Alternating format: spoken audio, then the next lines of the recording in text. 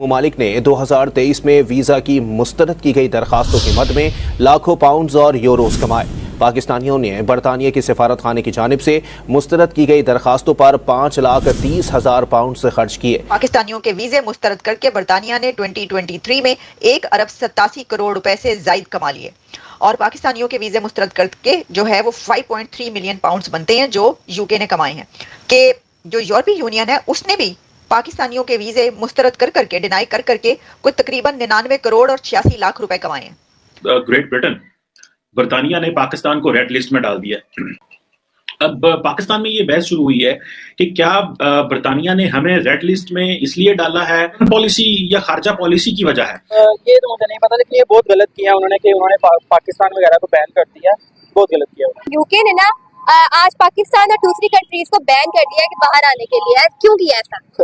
ये तो मुमकिन ही था और ये होना ही था क्योंकि जो फीस जमा करवाई जाती है, पाकिस्तानी जो कि वीजा लेते हैं वो जो फीस जमा करवाते हैं कि जनाब हमारे पासपोर्ट है इसके ऊपर हमें इस कंट्री का में हमने जाना है वीजा लगा के दे दें, वो फीस वापस नहीं की जाती, वो नॉन रिटर्नेबल फीस है।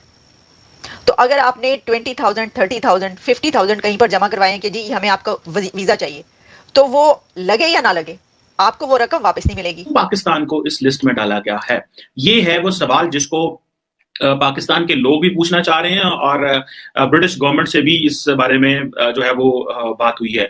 लेकिन ऑब्वियसली ब्रिटिश गवर्नमेंट ने अपना एक मैकेनिज्म रखा हुआ है, वो उसी के तहत फैसला करेंगे। लेकिन लगता ये है कि ये जो पाकिस्तान को रेड लिस्ट में डाला गया है ये फॉरेन पॉलिसी जो हमने ये बात की कि वीजे लगते हैं तो कमाते हैं, यहाँ पर उल्टी गंगा क्यों बह रही है? यहाँ पर उल्टी गंगा इसलिए बह रही है कि वहां पे बहुत ज्यादा वीजे जो है वो मुस्तरद कर दिए जाते हैं। तो इतनी बड़ी तादाद मुस्तरद कर किए जाने की है वीजों की कि वो वैसे तो मुस्तरद कर रहे हैं लेकिन स्टाफ काम तो कर रहा है ना। और इसकी सबसे बड़ी लॉजिक ये है कि जो फीस जमा करवाई जाती है, पाकिस्तानी जो कि वीजा लेते हैं वो जो फीस जमा करवाते हैं कि जनाब हमारे पासपोर्ट है इसके ऊपर हमें इस कंट्री का में हमने जाना है वीजा लगा के दे दें, वो फीस वापस नहीं की जाती, वो नॉन रिटर्नेबल फीस है। तो अगर आपने 20,000 30,000 50,000 कहीं पर जमा करवाए कि जी हमें आपका वीजा चाहिए, तो वो लगे या ना लगे आपको वो रकम वापस नहीं मिलेगी। तो इसलिए ये खबर ये पब्लिश हो रही है कि कंट्रीज का तो ये होता है कि जनाब इस कंट्री का वीजा लगा लगा के उन्होंने इतनी रकम कमा ली, लेकिन यहाँ पर ये आ रहा है कि पाकिस्तानियों के वीजे मुस्तरद कर करके 5.4 मिलियन पाउंड्स कमा लिए बरतानिया ने और यूरोपीय यूनियन ने 99 करोड़ 86 लाख रुपए कमा लिए। नहीं मतलब हर चीज में जो है ना हम अनोखे। अपनी जो 1.5 ईंट की मस्जिद वो हर जगह पर अलग है। हमने किसी के साथ जो है ना चलने की कसम खा रखी है। जो रूटीन के काम है या जो नॉर्मल वे है वो कहीं पर इख्तियार नहीं करता। जी ग्रेट ब्रिटेन बरतानिया ने पाकिस्तान को रेड लिस्ट में डाल दिया।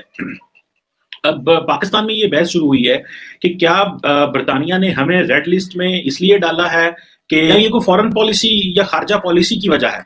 और जो बरतानी गवर्नमेंट है उसने ये फैसला किया है कि जी पाकिस्तान को रेड लिस्ट में डाला जाए। पता ये है कि ये जो पाकिस्तान को रेड लिस्ट में डाला गया है ये फॉरेन पॉलिसी चॉइसेस हैं, मेरा ख्याल है, जो इंग्लैंड की तब्दील हो रही हैं। इंग्लैंड भी अमेरिका को देख रहा है, इंग्लैंड भी उसी तरह यूरोप को देख रहा है कि जिस तरह वहां पे चीजें जो है वो पाकिस्तान के हक में नहीं है और जिस तरह भारत को थोड़ा एक फेवरेबल ट्रीटमेंट दिया जा रहा है या पाकिस्तान के ऊपर प्रेशर आ रहा है, तो वो प्रेशर जो है हमें नजर आ रहा है कि वो प्रेशर पाकिस्तान में मुख्तलिफ तरीकों से है। अब पाकिस्तान की बहुत बड़ी कम्युनिटी जो है वो इंग्लैंड में रहती है, जो कि नई बात तो नहीं है।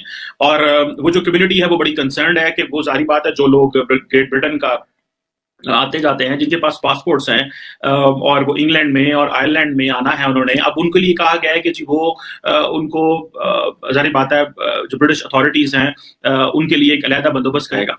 और जो बरतानिया है उसमें जो पाकिस्तानी बहुत ज्यादा परेशान है इसमें। और पाकिस्तान की एक रुकन पार्लियामेंट है नाज शाह साहिबा, उन्होंने भी एक लेटर लिखा है ब्रिटिश फॉरेन सेक्रेटरी को, लेकिन इंडिया को नहीं उन्होंने डाला। उसकी वजह यह है कि इंडिया को अगर वो डालते हैं तो उसके वो समझते हैं कि फॉरेन पॉलिसी रिपरकशंस हो सकते हैं।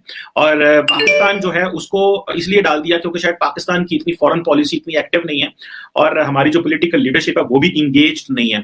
अगर देखा जाए कि ना तो प्राइम मिनिस्टर इमरान खान आज तक यूके गए हैं जब से पावर में आए हैं, एक आधी फोन कॉल उन्होंने की है, लेकिन ना ही हमारे आई थिंक जो फॉरेन मिनिस्टर साहब हैं उनको यूके जाने का मौका मिला है। शायद वो समझते नहीं है कि यूके इतना इंपॉर्टेंट मुल्क नहीं है कि वहां जाना चाहिए और अपने ताल्लुकात को ठीक करना चाहिए।